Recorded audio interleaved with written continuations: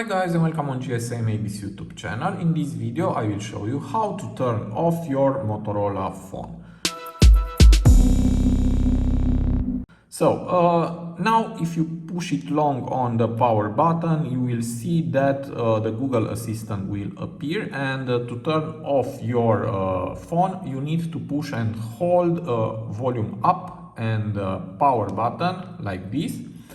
And now from here you can restart, call emergency, or power off your phone. Also, if you want, you can go to settings and here go to gestures.